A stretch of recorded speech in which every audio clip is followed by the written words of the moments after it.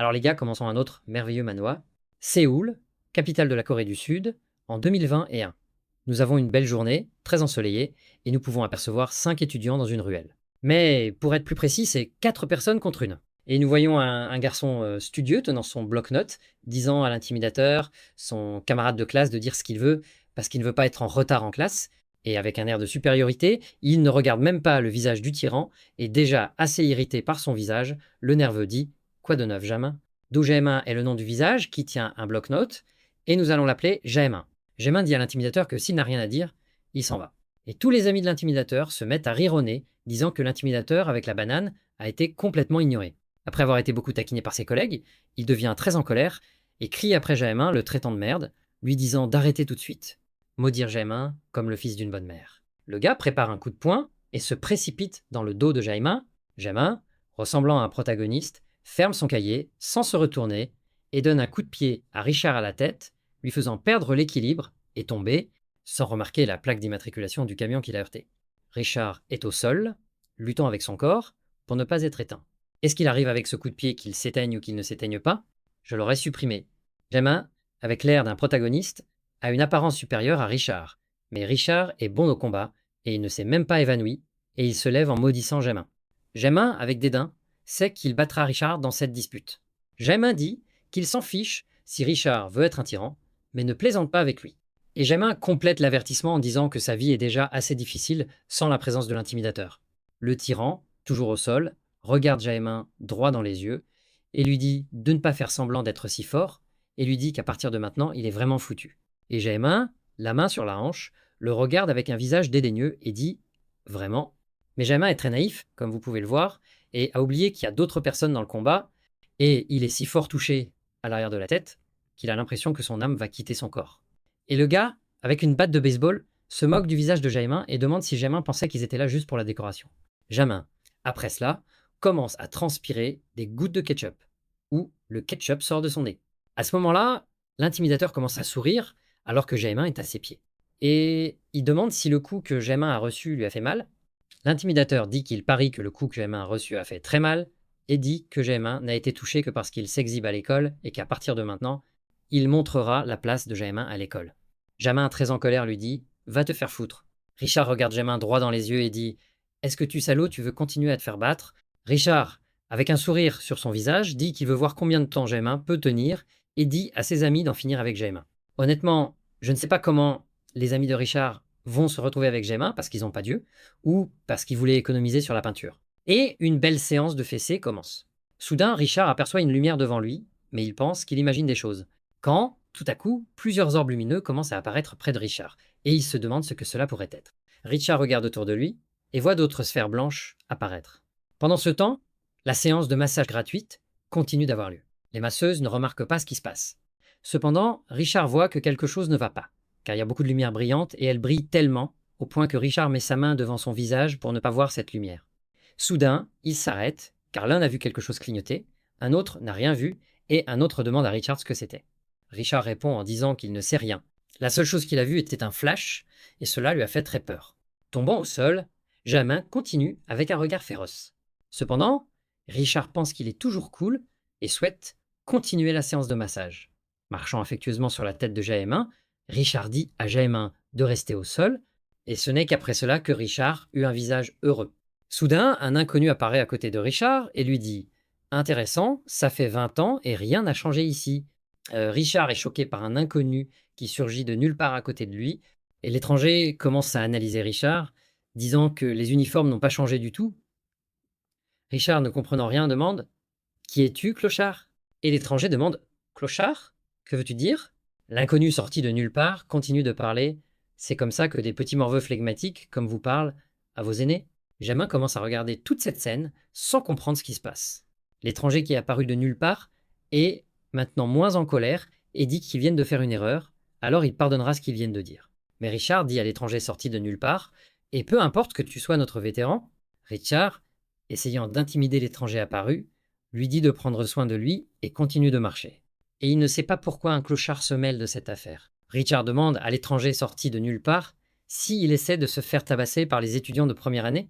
Richard dit à l'étranger sorti de nulle part de se perdre, sinon il lui montrera sa place. Soudain, l'inconnu sorti de nulle part demande si tous les enfants d'aujourd'hui sont comme lui, sans éducation.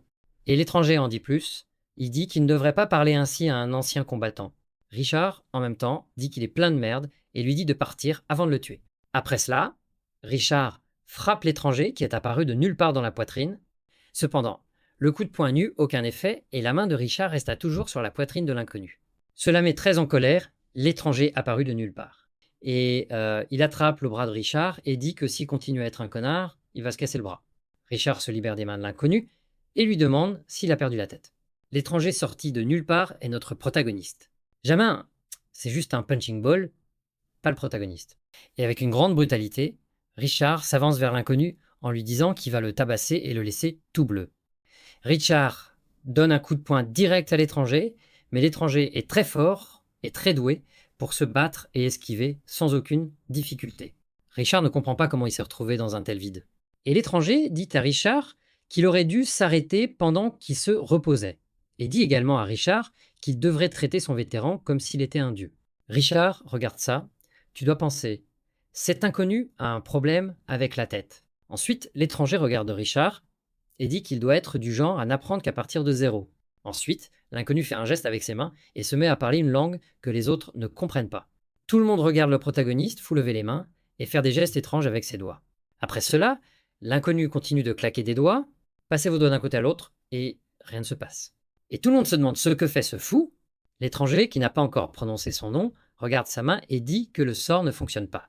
Et Richard s'exclame « Oh, vraiment? Ça n'a pas marché?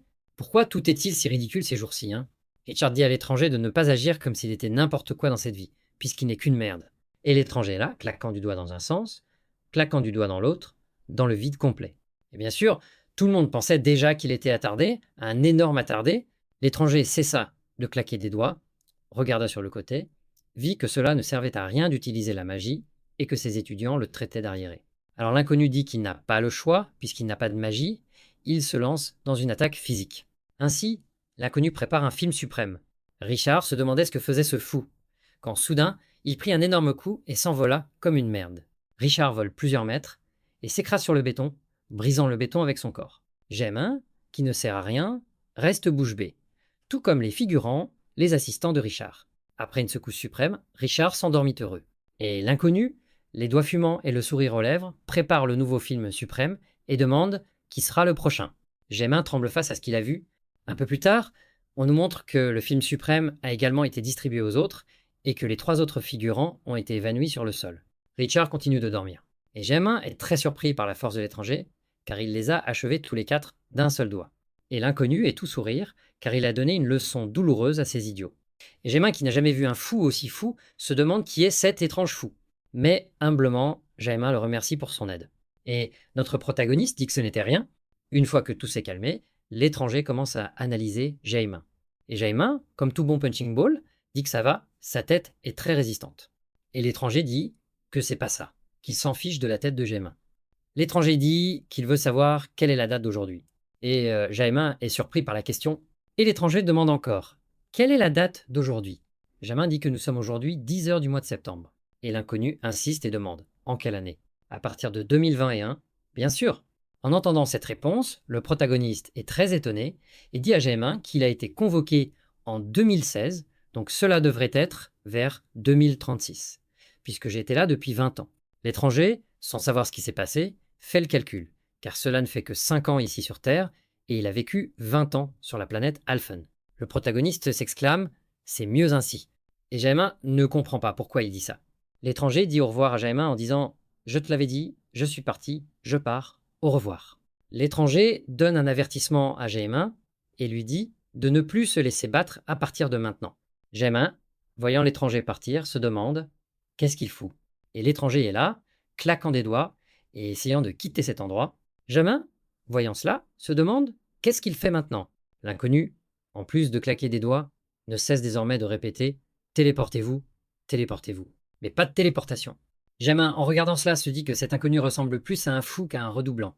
Soudain, l'inconnu arrête de claquer des doigts et regarde Jamin. Jamin a la chair de poule. Jamin n'arrête pas de penser « Pourquoi l'étranger revient-il » Cette personne est très étrange et elle s'approche à nouveau de moi. En arrivant près de Jamin, l'étranger demande quel est son nom. et Jaemin se présente. Je m'appelle Do Jaemin, tu peux m'appeler Jaemin. Ensuite, le protagoniste dit Hé Jaemin, puisque je t'ai sauvé, pourrais-tu me prêter de l'argent? Et Jaemin n'arrive pas à croire ce qu'il vient d'entendre. L'étrange étudiant dit qu'il est revenu trop tôt et qu'il ne peut matérialiser aucune magie à cet endroit. Jaemin pense qu'il s'est trompé, car il vient de s'impliquer avec un animal très étrange. C'est à ce moment-là que le protagoniste commence à raconter son histoire. Il dit qu'il était dans un monde très différent et qu'il venait d'être téléporté sur Terre. Et l'étranger continue son explication disant qu'il a eu une sorte de problème avec le système de gestion du mana pendant le processus de retour sur Terre. Et il conclut que si le procédé avait fonctionné, il aurait été téléporté devant sa maison. L'étranger explique qu'il ne peut lancer aucune magie à cet endroit. Jaemin, très intelligent, envoie le message et demande de combien d'argent a-t-il besoin. Et le protagoniste dit qu'il a besoin de 2 0 won. Jaemin était stupide, il n'avait qu'une facture de 5 0 et l'étranger a pris la facture de 5 0. Et aussi, il a pris le numéro de téléphone de Jaemin. L'étranger pense à quel point Jaemin est cool et lui assure qu'il remboursera ce qu'il doit, car il a même pris le numéro de téléphone pour rendre l'argent. Le protagoniste regarde son reflet dans le verre et se rend compte que cela ne fait que 5 ans ici sur Terre. Et il trouve que c'est une bonne chose, car peu de temps s'est écoulé et il espère que sa famille le reconnaîtra. En faisant ses calculs de roi des mathématiques, il se rend compte qu'il a 24 ans, mais ses parents ont probablement environ 50 ans. Et soit sa petite sœur doit avoir environ 7 ans maintenant. La scène se transforme en une station de métro. Alors qu'il s'approche de la gare, l'inconnu aperçoit de nombreux militaires et se demande si un accident n'a pas eu lieu à l'intérieur de la station de métro. Ne parvenant pas à conclure, le protagoniste aperçoit 2 étudiants passer et décide de leur poser quelques questions. Il demande ce que font les soldats devant la station de métro. Est-ce qu'il s'est passé quelque chose là, bas? Les filles, ne comprenant pas la question, se regardent avec étonnement. Et, se moquant de l'inconnu, ils répondent qu'il est normal que des soldats protègent l'entrée du donjon et lui demandent s'il était dans le coma pendant tout ce temps. L'inconnu, au visage pastel, ne comprend pas la réponse et se demande de quoi il parle. L'inconnu se rend compte qu'il ne peut pas prendre le métro et compte prendre un taxi. Cependant, en marchant encore un pâté de maison, il aperçoit une autre station de métro, où il n'y a pas de soldats devant. Il décide donc de descendre à la station de métro, chaussé de ses bottes de femme très chic, et je pense que ces bottes sont féminines. L'inconnu trouve la station de métro verrouillée avec un cadenas et ne comprend pas ce qui se passe, car il fait jour, la station de métro devrait être ouverte. Et cela amène le protagoniste à devenir plus méfiant, car il pense qu'il y a eu un accident dans la station de métro. Cependant, par coïncidence du scénario, ou du pouvoir du protagoniste, la clé de l'entrée du métro se trouve juste à côté. Et bien sûr, le protagoniste n'allait pas laisser passer celui-ci, n'est-ce pas? Soit la clé est apparue de nulle part à côté du protagoniste, soit quelqu'un a couru vers la salle de bain et y a laissé la clé. Des bottes style féminin et nous nous dirigeons vers la station de métro. L'inconnu s'aperçoit que le métro est complètement vide, que personne ne travaille. Le protagoniste observe qu'ils ont fermé toute la station de métro. L'étranger pense qu'il n'aurait pas dû entrer et essaie de quitter la station de métro et reçoit une alerte l'informant qu'il est entré dans un donjon. Soudain, les yeux du protagoniste s'écarquillent, alors qu'un panneau système apparaît devant lui. L'inconnu, très curieux, se demande ce que cela doit être et se souvient des filles, lorsqu'elles lui disaient qu'il était normal que des soldats soient à l'entrée du donjon pour le protéger. Ce n'est que maintenant qu'il réalisa qu'il était entré dans un donjon. Et le protagoniste reçoit une autre annonce du système, indiquant que ce donjon est déjà terminé, donc des monstres de base seront invoqués. Et il se demande, des monstres dans le métro? Qu'est-il arrivé à la Terre au cours des 5 dernières années? Ensuite, l'inconnu tente de revenir, mais le donjon est déjà bloqué. Il n'y a que 2 façons de quitter le donjon, avec une pierre spéciale de sortie du donjon et avec la pierre de retour à la fin de celle-ci. Après avoir touché la porte, le protagoniste reçoit un message du système lui indiquant qu'il n'a pas de pierre de retour. Ainsi, il comprend qu'il a commis une grosse erreur et sait que s'il veut sortir de là, il devra vider tout ce donjon pour trouver la pierre de retour. Alors, comme il n'y a pas d'autre moyen, le protagoniste regarde à l'intérieur du donjon et c'est parti, c'est vrai. L'étranger regarde dans le noir et pense que c'est son imagination, mais il semble que les monstres vont apparaître de nulle part.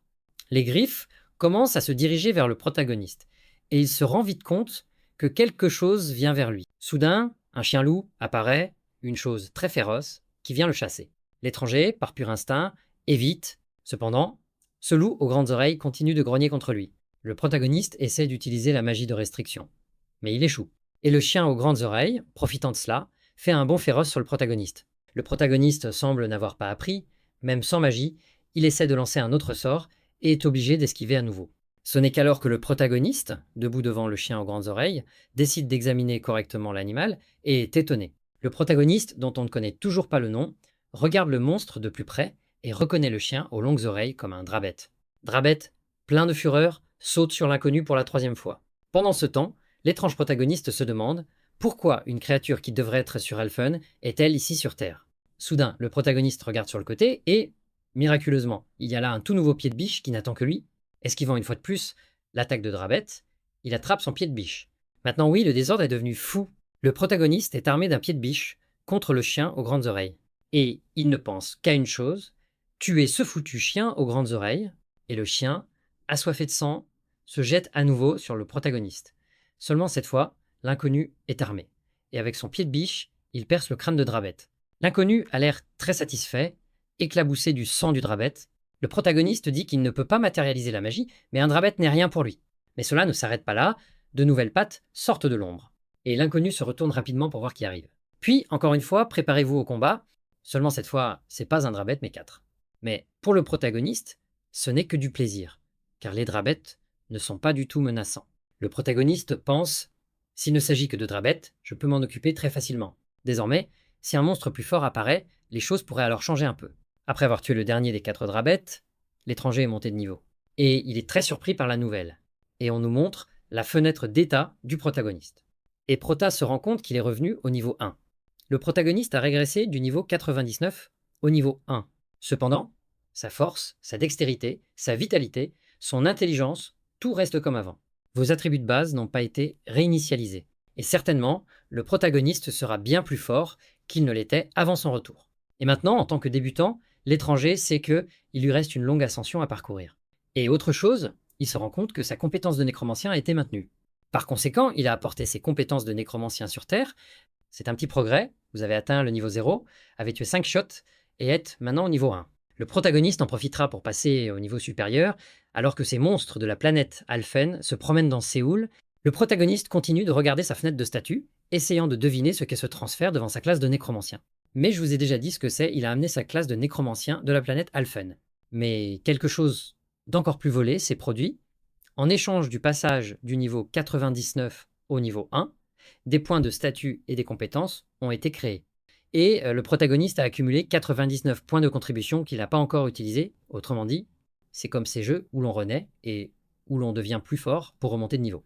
Prota a reçu un kit de hack complet, des compétences transférées, une boîte combo d'invocation et enfin un magasin de succès. Puisqu'il ne sait pas ce que c'est, fouillons un peu pour voir ce que c'est. Et on nous montre la liste déroulante qui ressemble beaucoup à cette combinaison de Minecraft. Ensuite, le protagoniste ouvre la boutique de succès et constate qu'il a 5 points de succès. Cette boutique n'existait pas pour lui à Alphen, et cette boutique en ligne est vraiment cool. Le protagoniste commence à décider quelles sont ses priorités et sait que l'acquisition de compétences est sa plus grande priorité. Le protagoniste sait que s'il veut trouver la pierre de retour, il a besoin de la compétence de quête. Et pour affronter les monstres, il a besoin de la capacité de détecter et d'invoquer un guerrier squelette. Tout cela suffit. Chaque compétence coûte 10 points, et il n'a que 5 points de réussite, donc chaque animal qu'il tue donne un point de réussite. Le moyen est donc de tuer tout ce qui se présente à vous, et avec cela, de collecter des points pour acheter ses premières compétences. Mais d'abord, le protagoniste décide de distribuer les points dont il dispose. Puisqu'il a 99 points, distribuons-les. Le protagoniste décide de répartir ses points entre les statistiques de survie de base, car il n'a pas encore de classe. Ainsi, les 99 points ont été distribués. En même temps, il ressent un changement radical dans son corps. Et le protagoniste est impressionné par la force dont il dispose désormais et prend plusieurs tranches dans les airs. Ce pied de biche sera très utile. Le protagoniste est impatient de détruire les monstres avec son pied de biche. L'étranger a un objectif clair, tuer les monstres pour obtenir des points de réussite, et sa première compétence à choisir est la compétence de recherche, car, avec elle, il peut trouver la pierre de retour. Alors commençons à tuer Drabet pour acheter des compétences. Avec ses bottes stylées, un modèle féminin, le protagoniste s'avance vers le Drabet. Mais les Drabet sont également très audacieux et attaquent le protagoniste. Et bien sûr, le protagoniste remerciera ses amis Drabetes d'être volontairement morts. Finissant son dernier draft, le protagoniste se sent un peu fatigué et passe désormais au niveau 3. Le protagoniste pense que ces animaux ne cesseront pas d'apparaître, mais il va bien les tuer tous. Juste un peu fatigué, plus d'une vingtaine de Drabet ont disparu. Il achète donc les compétences de recherche et de détection et commence immédiatement à les utiliser pour tenter de retrouver la pierre de retour. Le protagoniste est déçu, car il n'y a pas de pierre tournante à proximité. Il sait que le seul endroit qui reste est le rez-de-chaussée du métro. En regardant en bas des escaliers, il voit plusieurs chiots aux oreilles pointues et il sait qu'il doit y descendre s'il veut trouver la pierre de retour. Ainsi, le protagoniste sait qu'il ne peut pas les affronter seul, tant ils sont nombreux. Alors, avec un visage souriant, notre nécromancien décide de montrer quel est son vrai style. Et il achète le livre de compétences d'invocation de soldats squelettes. Le protagoniste peut commander jusqu'à 9 soldats. Pour invoquer un soldat squelette, il a besoin d'un corps, donc chaque corps de Drabet peut devenir un soldat squelette. Et maintenant, le concepteur a oublié qu'il avait mis 10 points de mana et 9 de contrôle, et a décidé d'en mettre 5 dans chacun. Après cela, le protagoniste regarde les corps des morts Drabet et utilise la célèbre phrase de chaque invocateur. Lève-toi. Rien de tel qu'un nécromancien étant un nécromancien, alors le protagoniste commence à sourire, car il sait que maintenant, ce ne sera plus seulement lui, ce sera lui et 5 autres. Alors c'est parti pour la première chasse avec vos soldats squelettes. Le protagoniste ordonne aux squelettes d'avancer, et il les suit, utilisant ces squelettes comme boucliers. Et Drabet tombe dans le piège du protagoniste et saute sur le premier squelette pour le détruire. Cependant, les squelettes sont de niveau 1 et ont du mal à affronter les Drabet. Le protagoniste observe à quel point les Drabet trouvent facile de détruire leur squelette, mais il n'a besoin que de leur squelette pour lui servir de bouclier, car il fera le reste. Le protagoniste a affronté ces Drabet à plusieurs reprises et sait que sa première attaque est la plus meurtrière. Ainsi, après la première attaque du Drabet, le protagoniste utilise l'ouverture pour en tuer facilement 2 à la fois. Et donc il utilise ses 2 corps pour invoquer 2 nouveaux squelettes. Il possède donc 6 squelettes, dont un manchot. Regardez, le manchot est là, bas. Comme les chiots ne réfléchissent pas, ils attaquent les squelettes. Après cela, le protagoniste utilise cette tactique déjà connue. Il utilise ses squelettes pour bloquer la première attaque des Drabet, puis entre en les tuant tous, puis invoque à nouveau d'autres squelettes. Il ne peut pas perdre, car c'est très efficace, il a déjà 9 squelettes. Maintenant qu'il a tué tous les Drabet, il utilise sa capacité à rechercher la pierre de retour et la localise très près de lui. La scène change à la sortie de ce donjon et on voit un gars revenir des toilettes. C'est le garde qui a oublié la clé pour que le protagoniste puisse l'obtenir. Rien de tel qu'une merde d'une demi-heure. Le figurant merdique observe que la serrure de la porte du donjon est ouverte et devient désespéré, se demandant ce qui s'est passé, et arrive à la conclusion qu'un civil est entré dans le donjon. Et ce connard sait que ça va être mauvais pour lui, parce qu'il n'a pas rempli son devoir, il a quitté la porte du donjon. Cette merde commence à appeler ses supérieurs pour demander de l'aide, quand tout à coup, le portail de retour du donjon commence à s'ouvrir, et cette merde est effrayée par le protagoniste qui sort du portail. Sans savoir ce qui se passe, le protagoniste commence à se diriger vers la merde. Et le connard demande s'il est un éveillé. Le protagoniste dit qu'il ne sait pas ce qu'est un éveillé. Dis ton nom à cette merde, ouvre la porte et part. La scène se transforme en une ruelle, à la sortie d'un autre donjon, et on voit une personne avec un sac rempli de pierres de sang. Et il dit que le butin d'aujourd'hui était très bon puisqu'il s'est introduit clandestinement dans un donjon. Cet aventurier sait qu'il doit s'inscrire puis entrer dans un donjon, car les guildes qui possèdent des donjons facturent des frais très élevés. Par conséquent, il pense qu'il est très intelligent, car il entre dans le donjon de son choix sans s'inscrire et vend ensuite les pierres de sang au marché noir. Et ces pierres de sang valant 4 fois leur valeur sur le marché noir. Et cet aventurier, dont le nom n'a pas été cité, dit que seul un idiot vend des pierres sur le marché normal. Soudain, il entend une voix le traitant de putain de rat. La personne demande combien elle a volé en faisant cela. C'est une femme qui lui parle, mais elle est dans le noir et il ne la voit pas. Et il demande « Qui es-tu » Et une belle femme apparaît et demande « Veux-tu savoir qui je suis ?»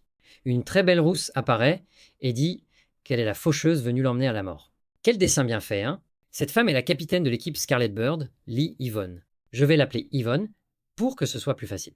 Yvonne, belle et délicieuse, demande à l'aventurier comment il ose voler des pierres à sa guilde. Cet aventurier reconnaît Yvonne et dit qu'il sait qu'elle est de la guilde Varin. Le petit voleur dit qu'Yvonne est une mégère qui adore tuer, et Yvonne dit au voleur, comme il la connaît, il vaut mieux venir sans résister et venir tranquillement. Mais un voleur qui est un voleur aime toujours courir, non? Alors, il prépare un sort à lancer sur Yvonne, il dit qu'il n'est pas idiot de rester sans se battre, et lui lance plusieurs pics de glace. Yvonne ne perd même pas sa beauté et peut esquiver très facilement. Le voleur, très lâche, est déjà au coin de la rue et s'enfuit. Mais Yvonne est une femme monstrueuse et hyper rapide, et elle dit au petit voleur « Si tu veux mourir, alors meurs !» Elle passe le pied au voleur, le coupant, et Yvonne dit au mourant Tu aurais dû venir quand je t'ai dit de venir tranquillement. Alors, sauvons le vol. Le téléphone portable de la belle Yvonne sonne et cette merde veut savoir si la guilde a autorisé quelqu'un à y entrer sans s'inscrire. Et cette merde demande une confirmation personnelle. Pendant que notre protagoniste est à l'arrêt de bus, il réfléchit au numéro de bus qu'il doit prendre pour rentrer chez lui. Yvonne pense aussi à lui en disant « Qui serait le rat qui aurait eu le courage d'envahir le donjon de sa guilde ?» La scène change et on voit le protagoniste arriver en bus là où se trouverait son domicile. Toujours vêtu de ses bottes de femme fantaisie, il se dirige vers l'endroit où se trouvait sa maison. Dans ce chemin, il se demande si ce sont des donjons ou si ce sont des monstres. Ce n'est pas le monde qu'il connaissait il y a 5 ans. Qu'est-il arrivé au monde au cours des 5 dernières années quand je n'étais pas là? Et ainsi, le protagoniste se dirige vers sa maison et espère que rien de mal n'est arrivé à sa famille. Lorsqu'il arrive devant sa maison, il a un grand choc car il sait que l'endroit ne lui a pas manqué. Mais où est ta maison? Il se tient, désespéré, devant un immense bâtiment. En 5 ans, beaucoup de choses se sont passées. Et il est surpris car ils ont construit en 5 ans un très grand bâtiment à l'emplacement où se trouvait sa maison. Et il se demande si sa famille est ailleurs ou si elle vit là-bas. Le nom d'une entreprise est écrit sur cette façade. Il s'agit donc bien d'un immeuble de bureau. L'après-midi tombait déjà et il était trop fatigué pour pouvoir retrouver sa famille ce jour-là. Soudain, son estomac grogne et il se rend compte qu'il a marché toute la journée et qu'il n'a rien mangé. Alors, il est allé dans un fast-food, nice to go, et a mangé ses ramen. Tu as envie de manger des ramen chauds maintenant, hein? Et il dévora ce ramen avec enthousiasme, car cela faisait 20 ans qu'il n'avait pas mangé de ramen ou quoi que ce soit qui lui rappelle la terre. Après avoir mangé des ramen et bu un Coca-Cola, alors oui, il est sûr d'être revenu sur Terre. Le protagoniste se rend compte qu'il n'a presque plus d'argent et dit qu'il ne veut pas aller au sauna et qu'il n'a même pas assez d'argent pour un motel. Il regarde la monnaie pour la nourriture et voit qu'il devra camper dans le métro. Mais soudain, il se souvient qu'il ne pourra même plus camper dans le métro, car toutes les stations de métro sont devenues un donjon. Soudain, le pouvoir du protagoniste agit à nouveau. Pendant ce temps, le protagoniste se lamente, disant qu'il n'a même pas d'argent pour acheter le dîner et qu'il n'en a que pour une tasse de ramen. La scène change pour Jaimin et il continue de penser au protagoniste demandant de l'argent et pense qu'il y avait quelque chose qui n'allait pas avec cet étranger. Après cela, Jaimin entre dans une cafétéria qui, par hasard ou par force de protagoniste, est la même que celle où se trouve le protagoniste. Jaimin, lorsqu'il réalise que ce fou est là, est choqué. Et le protagoniste se rend compte que c'est son jour de chance, puisque sa banque itinérante vient d'arriver. Jaimin, tout tremblant, pense qu'il a dû faire quelque chose de mal pour rencontrer cet inconnu 2 fois dans la même journée. Ensuite, Jaimin tourne le dos pour partir. Le protagoniste se lève rapidement et tient Jaimin par derrière et dit que Jaimin est arrivé au moment idéal, car il était sur le point de l'appeler, car il sait que son ami Jaimin ne le laisserait jamais tomber. Et Jaimin, qui n'est pas du tout proche de lui demande ce qu'il attend de lui. Le protagoniste demande « Vos parents sont-ils à la maison ?» Et Jaimin demande pourquoi il veut savoir ça. Le protagoniste dit qu'il doit dire aux parents de Jaimin que leur fils a été battu par 4 personnes. Jaimin dit que ses parents sont morts. Le protagoniste, entendant cela, dit « Ah, c'est bien !» Il n'a même pas fini de dire à quel point c'est une bonne chose, et il regarde de côté, se tenant la tête avec une expression triste, et dit « Comme c'est triste !» Le protagoniste, regardant Jaimin, demande s'il vit seul. Alors sans vouloir connaître la réponse, il dit « Allons-y !» Et Jaimin, sans comprendre, demande « Où aller ?» Le protagoniste, très déguisé, dit « Chez lui, bien sûr ». Le protagoniste dit qu'il ne restera pas dans la maison gratuitement et donne les 3 dernières pièces à Jaimin. Jaimin le regarde avec incrédulité, sans y croire, et dit au protagoniste « Attendez une minute, n'est-ce pas l'argent que vous avez pris ?» Jaimin n'avait même pas fini de dire « Je t'ai eu », lorsqu'un point passe à ses côtés à grande vitesse, et il se retrouve sous le choc, statique, arrêté. Bien sûr, c'était le protagoniste, et il dit avoir vu une mouche, et montre la mouche qu'il a attrapée sur le côté de la tête de Jaimin. Jaimin, sous la pression du protagoniste, ne voit pas d'autre issue et l'emmène chez lui. La scène passe au lendemain, à l'école où le protagoniste a étudié, et on voit la scène de lui parlant à son ancien professeur. Le professeur, regardant le protagoniste, est très surpris qu'il soit vivant, alors que tout le monde pensait qu'il était mort. Le protagoniste, le sourire aux lèvres, dit « Cela fait longtemps, professeur ?» Le professeur va droit au but et demande où et comment il a survécu pendant tout ce temps.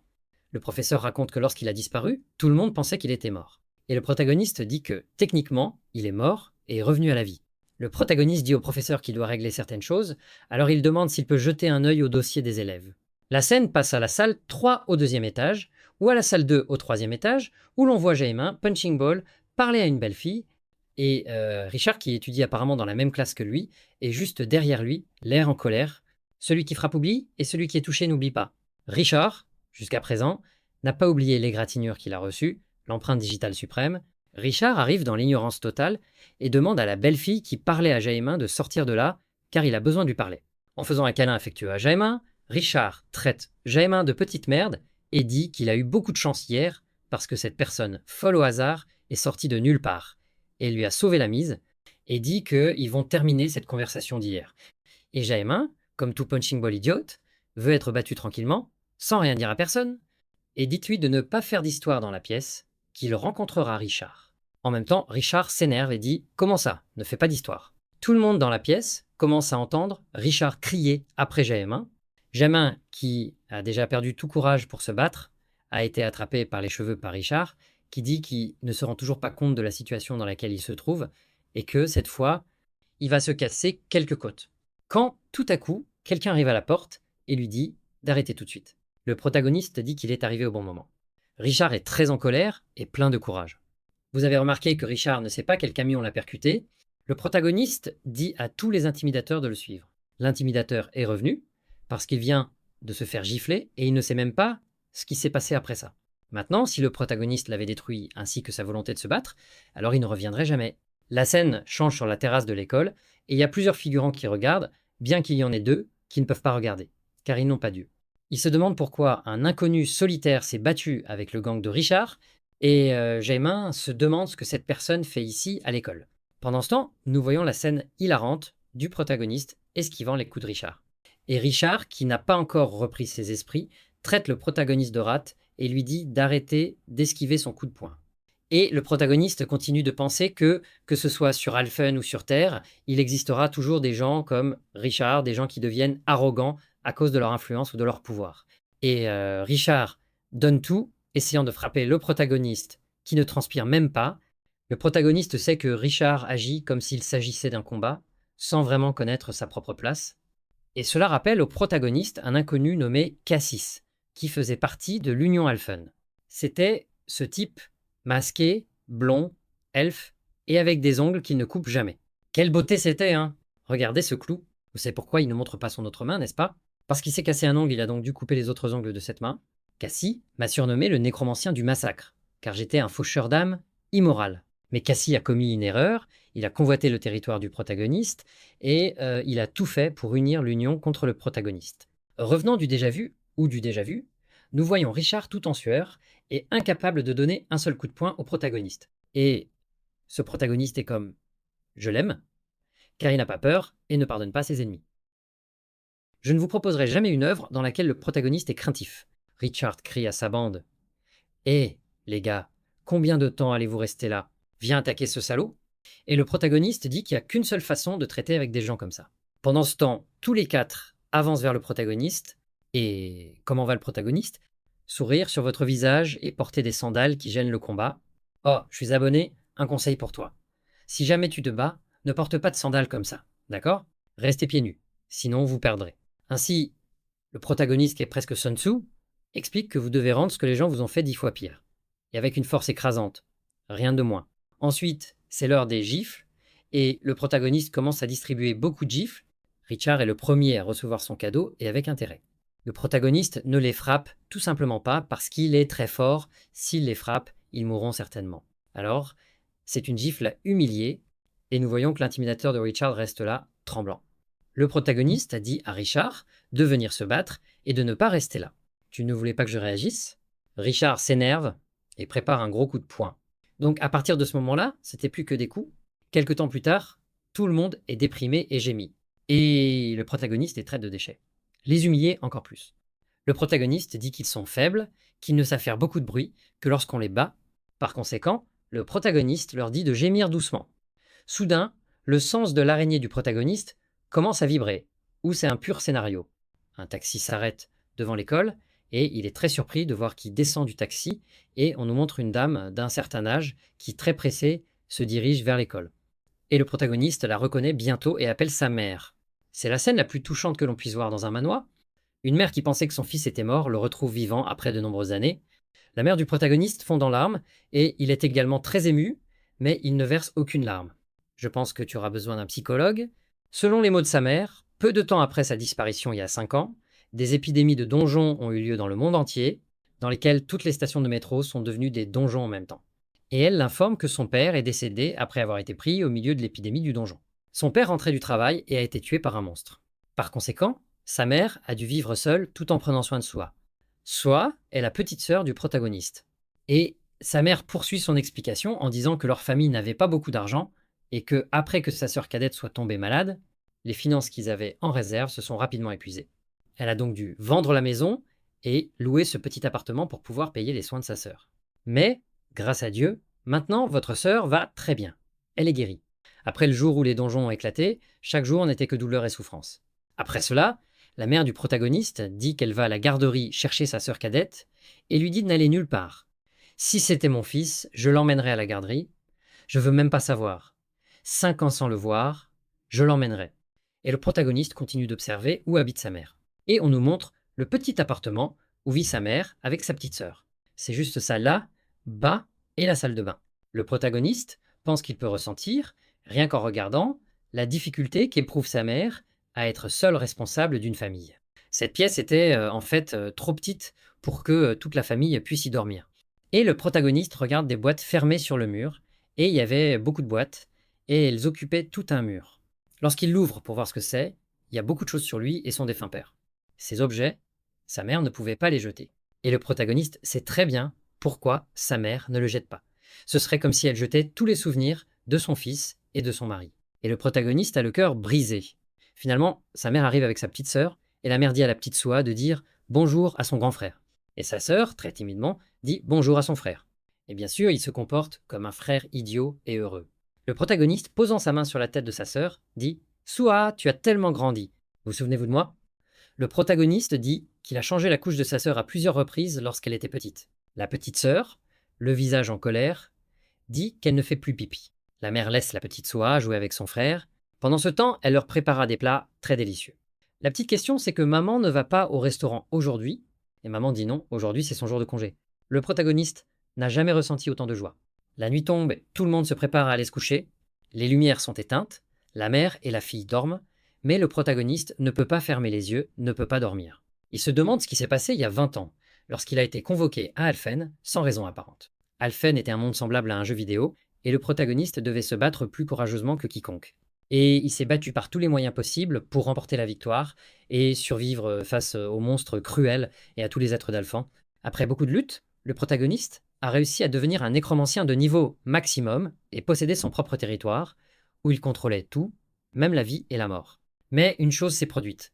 Il ne voyait pas la fin du voyage. Soudain, l'administrateur dimensionnel convoque le protagoniste et lui demande s'il souhaite retourner sur sa planète. Et lui, sans aucun attachement, dit oui et revient instantanément sur Terre. Et le protagoniste n'est resté en vie que dans l'espoir de revenir sur Terre et de revoir sa famille. Il voulait juste avoir un bonheur normal comme celui qu'il avait ici sur Terre.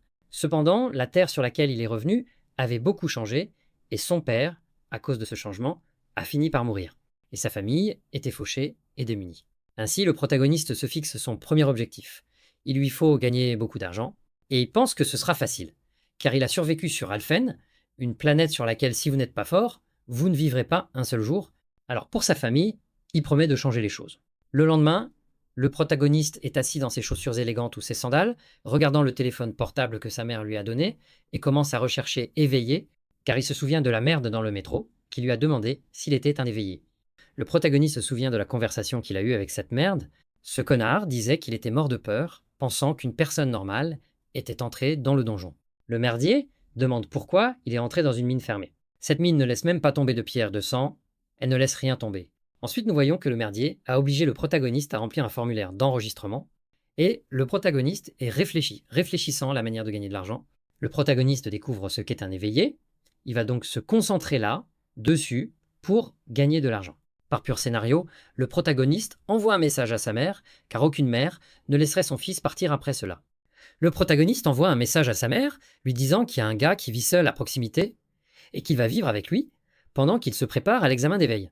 Le protagoniste entend ne pas être un fardeau pour sa mère, qui est à peine capable d'élever une fille. Par conséquent, il promet d'obtenir de l'argent pour lui apporter un peu de paix. Le protagoniste, en regardant le numéro de téléphone, commence à dire qu'il est désolé d'avoir dérangé cette personne, mais qu'il a l'intention de la rembourser par la suite. Et la personne qui répond dit « Maison funéraire Go With God », tu veux acheter un cercueil ou un service complet. Le protagoniste ne comprend pas. Maison funéraire Go With God, comme ça, regardez le journal et relisez le numéro de téléphone. Alors, regardez le journal, regardez le téléphone, et ce sont les mêmes. Et la personne est là, bonjour, bonjour, maison funéraire Go With God, dis-moi, qu'est-ce que tu veux dire? Le protagoniste dit innocemment, je veux parler à Jaemin. Et la personne à l'autre bout du fil était déjà à bout de patience et a dit, Jaemin, il n'y a pas de Jaemin ici, d'accord? Si vous n'achetez pas notre service, raccrochez. Bien sûr, Jaemin ne lui a pas donné le bon numéro. Donnera-t-il le bon numéro à un étrange protagoniste qu'il ne connaît même pas? L'écrivain ne prononcera-t-il pas le nom du protagoniste? Parce que j'en ai marre de dire protagoniste ou à la place de son vrai nom, mais continuons notre histoire. Le protagoniste commence à traiter Jaemin de salaud parce qu'il lui a donné un mauvais numéro. La nuit arrive et nous voyons un très bel appartement. Jaemin habite cet endroit et il arrive à son appartement. Jaemin n'arrête pas de penser qu'il ne pouvait pas remercier le protagoniste de l'avoir sauvé 2 fois. Car, après l'aide du protagoniste, Richard et sa bande ne se sont plus jamais approchés de lui. Jaemin pense que le protagoniste ressemble à un psychopathe, mais ce n'est certainement pas une mauvaise personne. Jaemin pense que l'étranger a dû réussir à parler à sa mère. Serrure électronique, Jaemin saisit son numéro et entre. Jaemin est insouciant. Quand il a soudainement peur, le protagoniste est à l'intérieur de sa maison. Et le protagoniste dit « Hé Jaemin, comment vas-tu » Jaemin est très surpris et ne comprend pas ce qui se passe, et demande avec une grande fureur « Comment es-tu entré chez moi ?» Le protagoniste dit « Avec le mot de passe, bien sûr. Je t'ai vu saisir le mot de passe et je l'ai mémorisé. » Et Jaemin dit que c'est une invasion, mais le protagoniste prétend qu'il ne s'agit pas d'une invasion, car il a déjà essayé d'appeler, mais il s'est trompé de numéro que vous m'avez donné. Jaemin commence à trembler de peur et essaie de dire quelque chose, et le protagoniste l'interrompt et dit qu'il veut demander quelque chose. Ramassant une autre pomme de terre Ruffles, le protagoniste dit « Qu'est-ce qu'un éveillé ?» Et Jaemin est très surpris et crie « Êtes-vous un éveillé ?» Peu de temps après, Jaemin commence à penser que c'était pas une surprise, puisque le protagoniste était très fort. Et Jaemin se demande pourquoi il n'y a pas pensé avant. Le protagoniste continue de manger toute la nourriture de Jaemin et demande « Les éveillés gagnent beaucoup d'argent, n'est-ce pas ?» Jaemin dit « Oui, mais cela dépend vraiment des donjons. » Ensuite, le protagoniste demande à Jaemin d'expliquer ce qu'il sait sur les donjons et les éveillés. Et Jaemin dit qu'il doit s'inscrire comme éveillé auprès de l'association, et après inscription, il doit rejoindre une guilde, et ce n'est qu'alors qu'il pourra s'attaquer aux donjons. Jaemin informe qu'il a également la possibilité d'être employé par l'association ou le service administratif. Le protagoniste demande « Ne gagnerait-il pas plus d'argent en nettoyant les donjons seul ?» Et Jaemin dit que c'est vrai mais que c'est très dangereux, donc la meilleure option est de rejoindre une guilde puis d'entrer dans le donjon. Le protagoniste demande s'il doit passer un test pour rejoindre une guilde, et avant que Jaemin ne réponde, il dit qu'il n'a pas le temps pour ça, qu'il a besoin de gagner de l'argent rapidement parce que sa famille a besoin d'argent. Et Jaemin demande « Ami, si tu ne veux pas rejoindre une guilde, tu dois au moins rejoindre une équipe avant d'entrer dans un donjon. » Et Jaemin explique que les donjons sont très dangereux, de nombreuses personnes y perdent la vie. Jaemin demande au protagoniste de télécharger une application sur son téléphone portable. Et le protagoniste demande « Qu'est-ce qu'une candidature ?» Jaemin ne veut même pas s'expliquer et dit « Laisse-moi le faire pour toi. Prenez votre téléphone portable et téléchargez l'application. » Jaemin est très surpris et dit que son téléphone portable est très vieux et très lent. Jaemin a dit qu'il parie que ce téléphone portable appartient à sa mère ou à sa sœur. Puisque ce téléphone portable est très vieux, on dirait qu'il a été utilisé par une personne et après qu'il soit si vieux, il a été placé dans un coin. Le protagoniste dit non, que ce téléphone portable est une version plus récente et qu'il a acheté ce téléphone portable et qu'il était d'ailleurs très cher et que c'est sa mère qui lui a donné l'argent. Jaemin s'exclame « Lancé ?» Bien sûr que non, ce téléphone portable est commercialisé depuis plus de 4 ans. Le sage Jaemin demande « Avez-vous par hasard acheté ce téléphone portable comme s'il était neuf ?»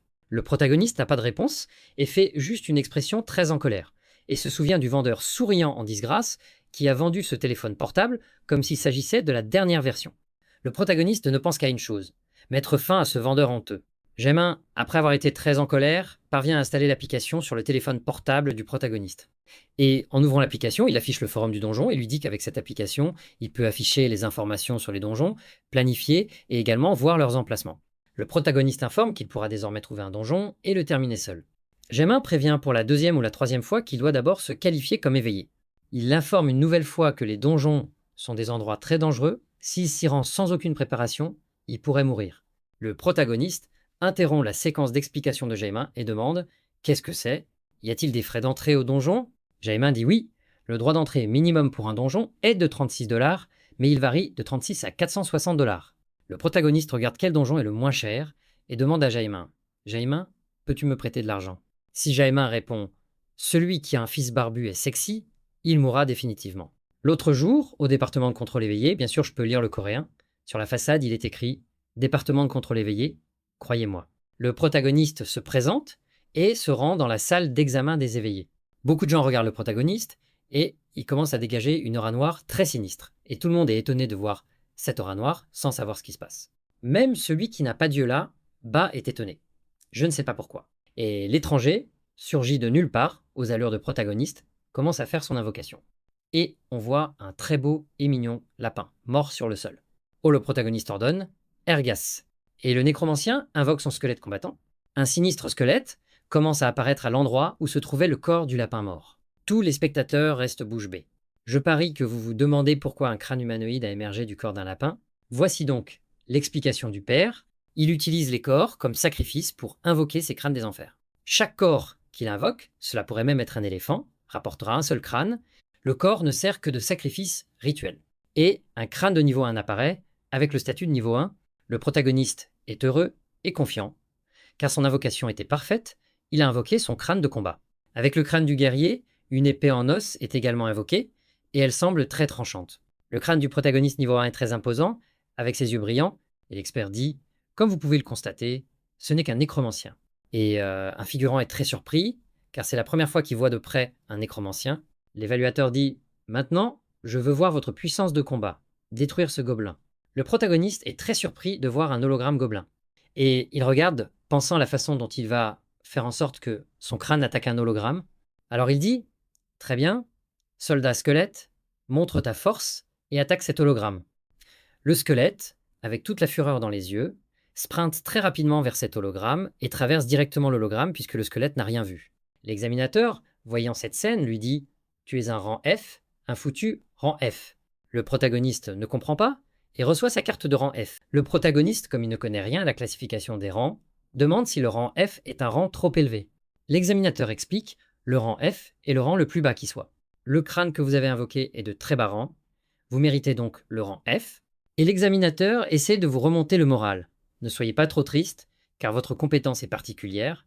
Vous ferez donc une grande différence dans une équipe. Le protagoniste continue de penser que le rang n'a pas d'importance, car il veut juste entrer dans un donjon. Et maintenant, enfin, on nous montre le nom du protagoniste, Kang Woo-jin, et nous l'appellerons simplement Kang. La scène change à la sortie 7 de la station de métro, et le protagoniste regarde un donjon 2 étoiles.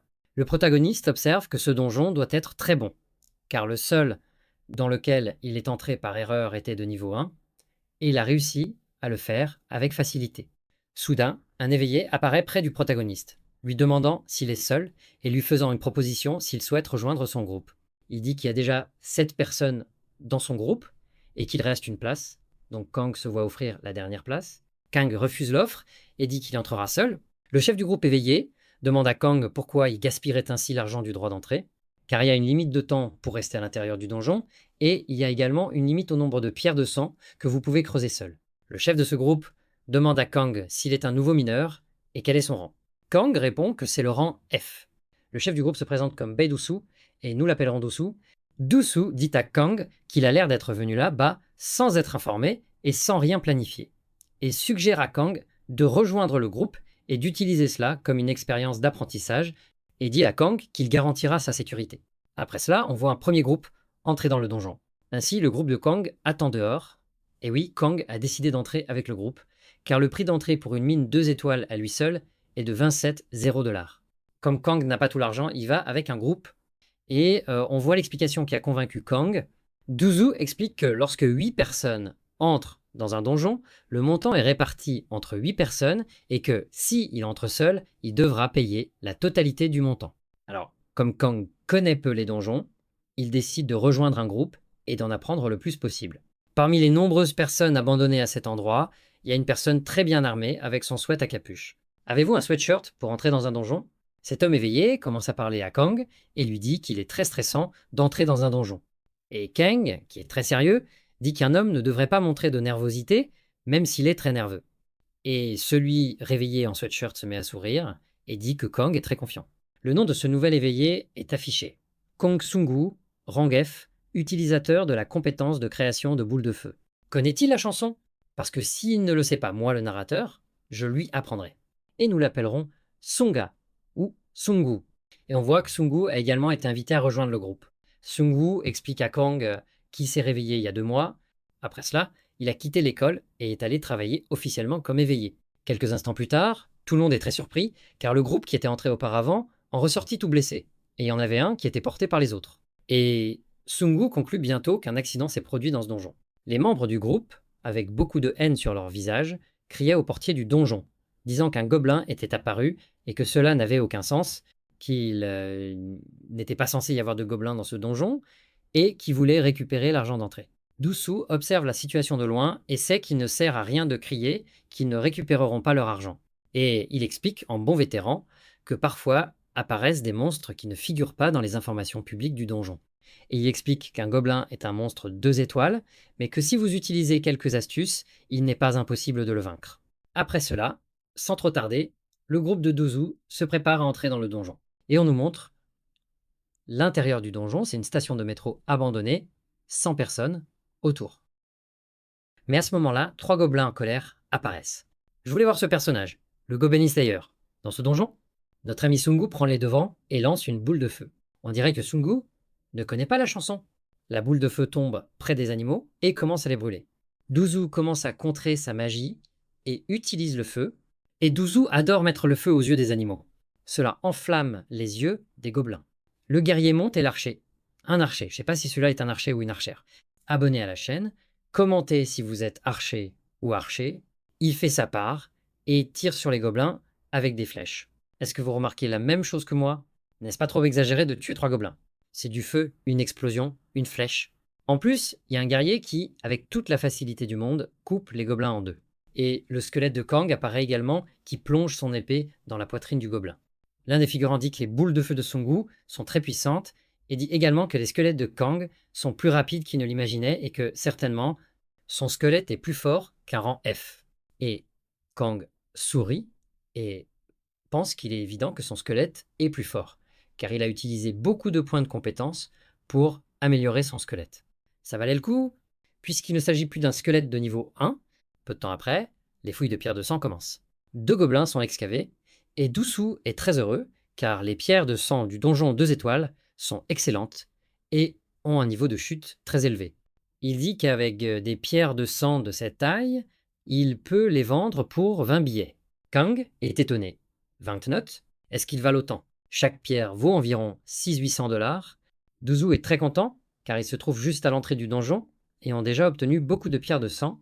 Je pensais qu'ils avaient tué que 4 gobelins, mais ils en ont tué plusieurs, et ont rempli le sac. Duzu continue de penser qu'un donjon 2 étoiles n'est même pas comparable à un donjon 1 étoile, étant donné le nombre de gouttes qui tombent.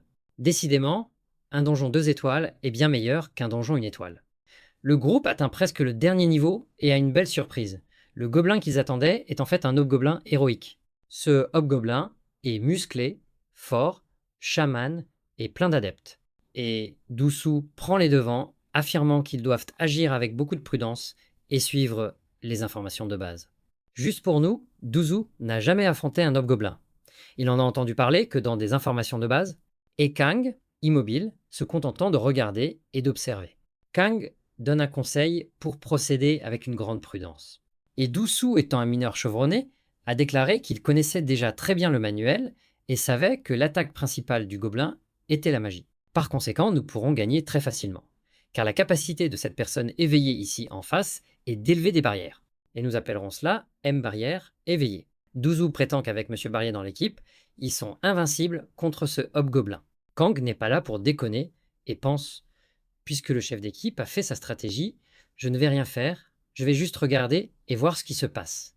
Le chaman bodybuilding décide de lancer sa première attaque.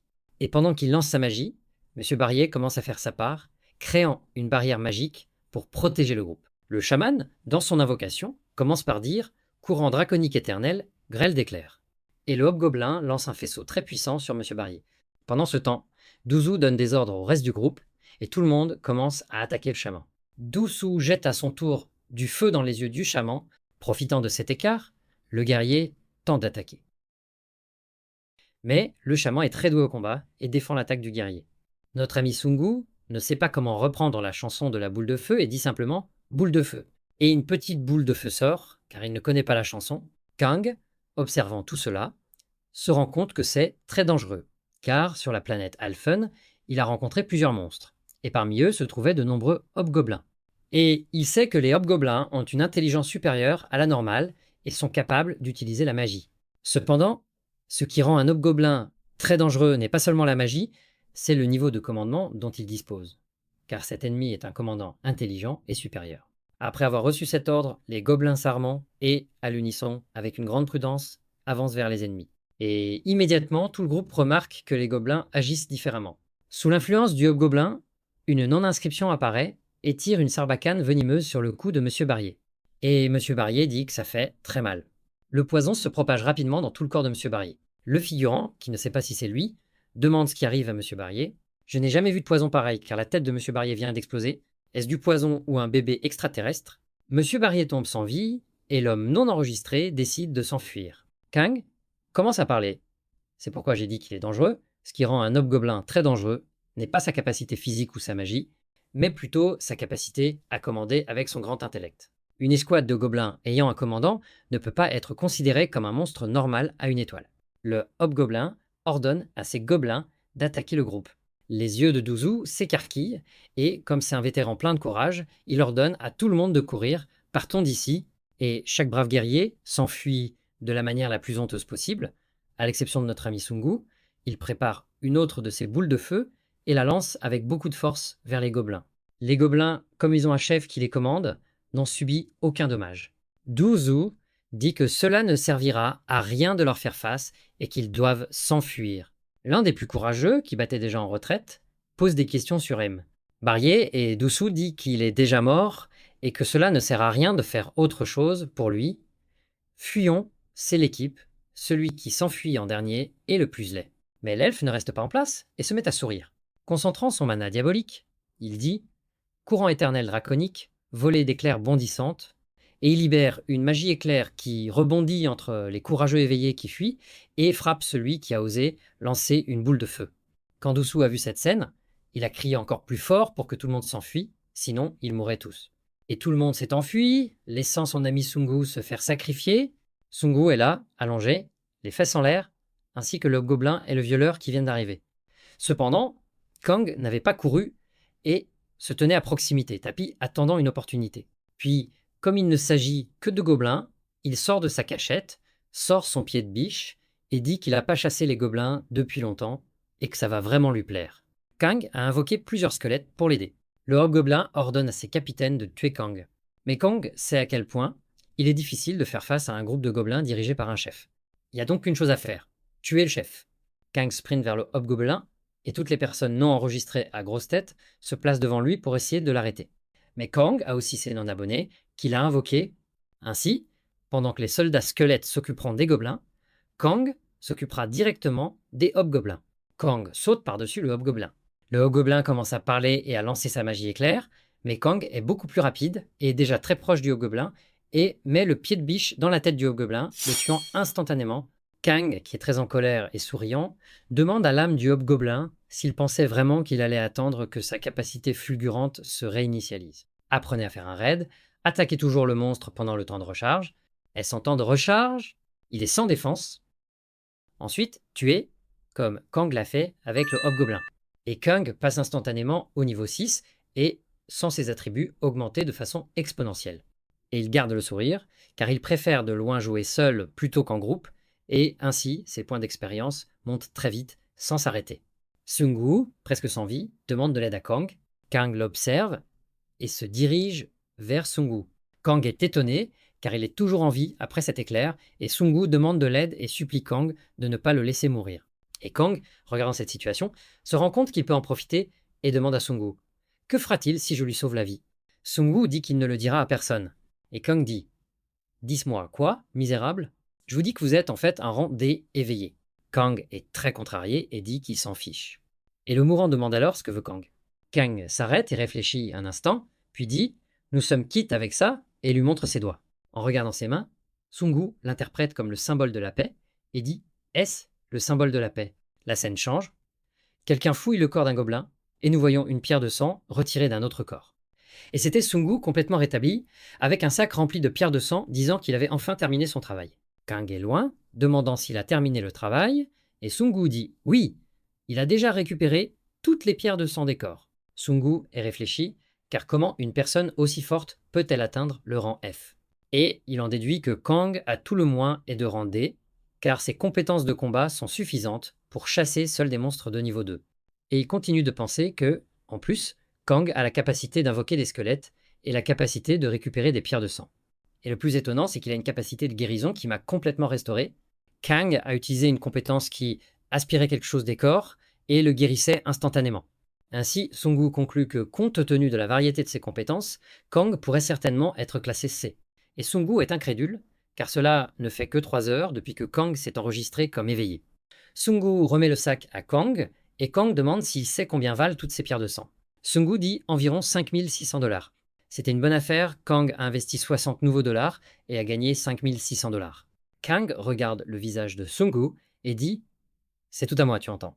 Et Sungu en même temps consent et dit « Oui, bien sûr, tout est à vous. » Sungu trouve incroyable à quel point Kang est obsédé par l'argent. Et puis, on nous montre la scène où Kang donne le signe de paix à Sungu, et je vous laisse lire la réponse que Kang lui a donnée.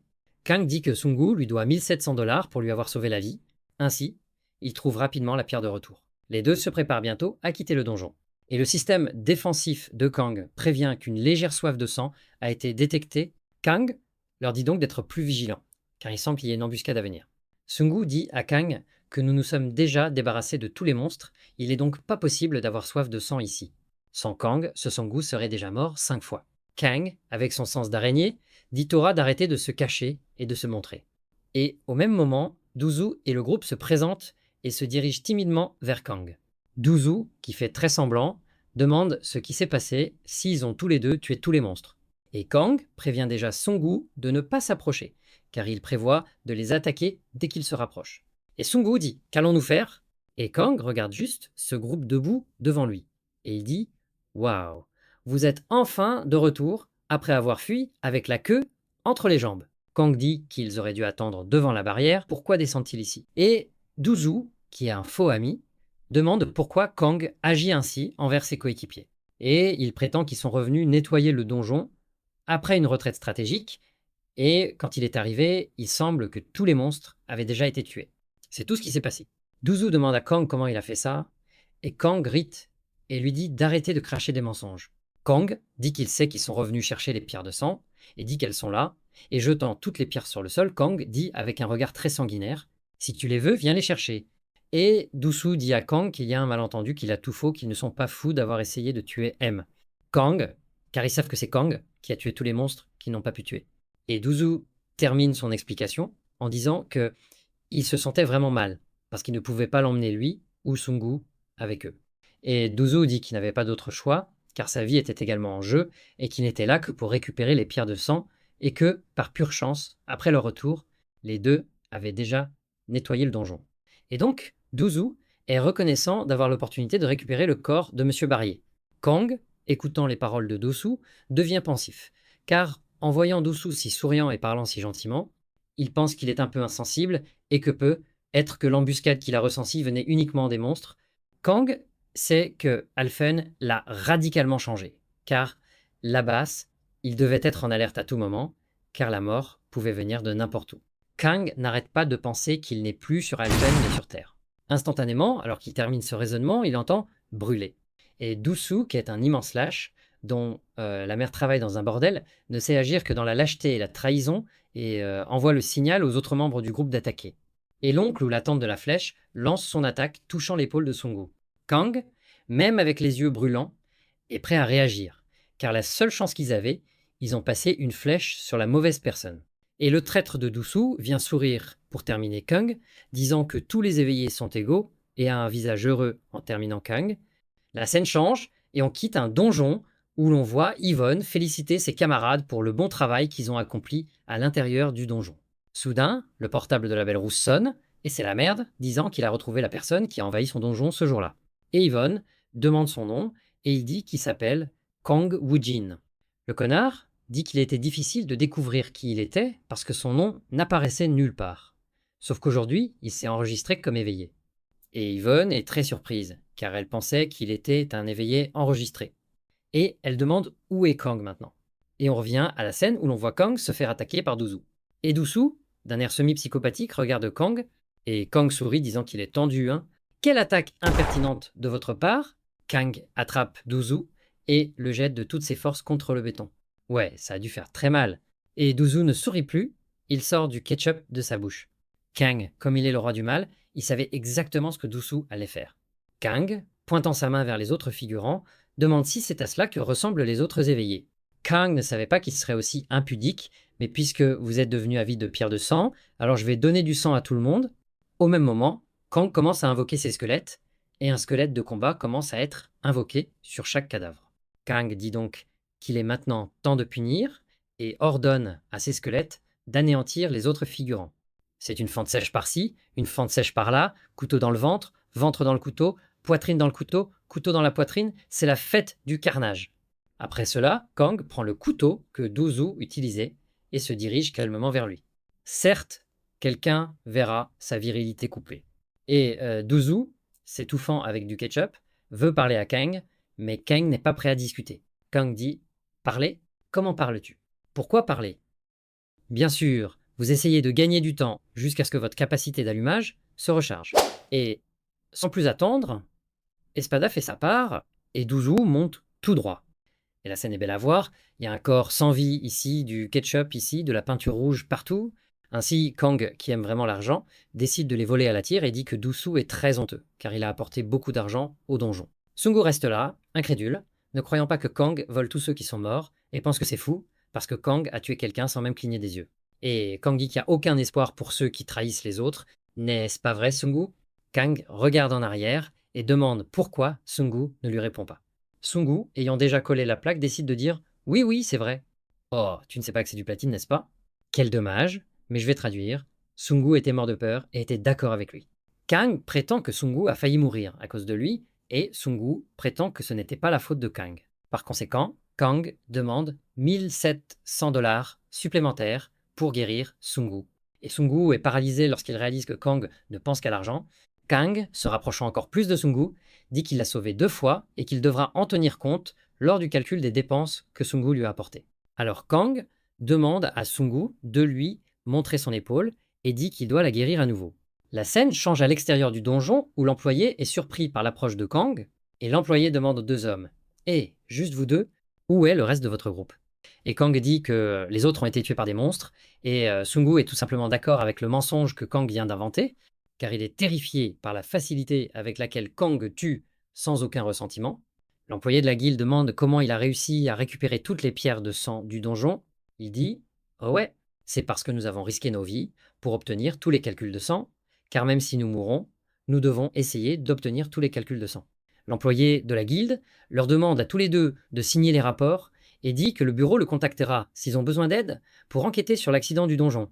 Et voilà, Kang part, très réfléchi et aussi heureux, car il a réussi à gagner 5000 $ en une seule journée. Sans parler des 3000 $ que doit Sungu. Kang est très heureux, car aller seul au donjon rapporte beaucoup d'argent. Et Sungu, qui a attrapé le Covid et continue d'oublier des choses, pense qu'il devra payer à Kang 25 000 $, et il sait qu'il n'a pas cet argent, il devra donc contracter un emprunt. Sungu, dans ses pensées, continue de penser à demander à Kang de laisser tomber. Cependant, Kang, l'appelant par son nom, dit qu'il sait qu'il déteste les traîtres, n'est-ce pas? Alors tu ferais mieux de ne jamais me tromper. Kang dit au revoir et dit qu'il attendra que Sungu le contacte. Par conséquent, Sungu est sûr qu'il devra contracter un emprunt de Ving 5 000 $ pour payer Kang. Ce Sungu est vraiment stupide, il ne coûtait que 3 000 $. Soudain, Sungu devient encore plus confus dans ses pensées. Il continue de penser que maintenant, il doit non seulement 25 000 $, mais qu'il doit un total de 250 000 $ à Kang. De quel voyage s'agit-il, vieil homme? La scène se transforme en un magasin de téléphonie mobile où le propriétaire du magasin baille, car il n'a pas de travail à faire pour le moment, et en plus il n'a pas de clients aujourd'hui. En entendant une très forte détonation, le propriétaire du magasin panique. Le propriétaire du magasin demande ce que c'est et, voyant Kang entrer de manière si grossière, demande « Qui est? Tu ?» Kang ne répond pas du tout et l'attrape déjà par le col. Kang est très fort, Il soulève le vendeur, qui est un peu potelé, sans aucune difficulté, et tout d'un coup, la séance de coups commence juste en le giflant. Après la première gifle, le vendeur demande « Qu'est-ce que tu fais ?» Kang, sans répondre un mot, le gifle. Après un massage très délicat, le vendeur n'est plus qu'un désastre. Le vendeur sait que la personne en face de lui est très folle. Il ne peut donc rien faire pour le provoquer. Après une séance de gifles, le vendeur demande à Kang de ne pas le tuer. Kang se demande s'il doit ou non tuer ce vendeur en disgrâce. Alors, Kang décide de le libérer et lui dit « Eh, petit vendeur, tu te souviens de moi? Je déteste les gens qui me trahissent, et il en va de même pour ceux qui me mentent. Vous souvenez-vous de ce téléphone portable que vous avez vendu comme s'il était neuf et à la pointe de la technologie ?» Le vendeur ne comprend pas de quoi Kang parle, et dans son esprit, et en regardant Kang attentivement, il pense qu'il n'a jamais vu cette personne de sa vie. Kang sort son téléphone portable avant la Première Guerre mondiale et demande « C'est vous qui m'avez vendu ça, vous vous en souvenez maintenant ?» C'était un iPhone 2 qui ne téléchargeait ni n'installait presque rien. Et seulement après cela, le vendeur peut se souvenir de quelque chose. Il se souvient qu'il était facile de tromper ce salaud de Kang et qu'il avait vendu un téléphone portable qui ne valait presque rien pour une fortune. Il a trompé Kang et a parlé de manière si convaincante que Kang a été étonné de voir un téléphone portable haut de gamme dans ses mains. Cependant, il s'agissait d'un téléphone portable fabriqué il y a 5 ans. Maintenant qu'il se souvient de qui est Kang, Kang lui demande « Alors, tu ne vas pas me dire pourquoi tu m'as vendu ce foutu téléphone portable comme s'il était neuf et à la pointe de la technologie. » Plus tard, à l'extérieur du magasin de téléphonie mobile, Kang ajoute quelques contacts supplémentaires avec son nouveau téléphone portable, désormais à la pointe de la technologie. Il y a peu de contacts que Kang a sa mère, Jaemin, le vrai Jaemin, Sungu et ce foutu vendeur. En quittant le magasin, Kang pense que s'il était à Alphen, il aurait arraché tous les membres de ce foutu vendeur. Au même moment, 2 personnes suspectes s'approchent de Kang par derrière. Lorsqu'ils appellent Kang par son nom, ils s'arrêtent et se retournent pour voir ce qu'ils veulent. Le groupe s'est maintenant agrandi et ils entourent immédiatement Kang et lui demandent s'il est un nécromancien de rang F. Le groupe dit qu'il l'observe depuis un certain temps et pense qu'il n'est pas de rang F car il a terminé un donjon seul. Par conséquent, il est sûr que Kang n'est pas de rang F car 2 rangs F, lui et Sungu, ne seraient pas capables de tuer un groupe entier. Soudain, Yvonne s'approche et dit que c'est un nouveau venu très courageux. Kang, ne connaissant pas la renarde, Kang demande « Qui es-tu » et on nous montre Yvonne, une belle et merveilleuse rousse. Eh bien, c'est le nouveau travail sur la chaîne, j'espère qu'il vous plaira. Profitez-en, laissez un like et abonnez-vous à la chaîne pour ceux qui ne sont pas déjà abonnés. Si vous voulez la deuxième partie, demandez simplement la deuxième partie dans les commentaires.